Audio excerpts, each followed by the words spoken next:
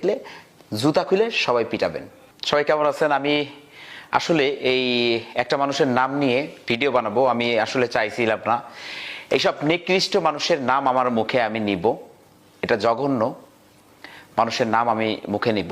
তো অনেক মানুষের রিকোয়েস্টে, প্রচুর পরিমাণের রিকোয়েস্টে এই ভিডিওটা বানানো।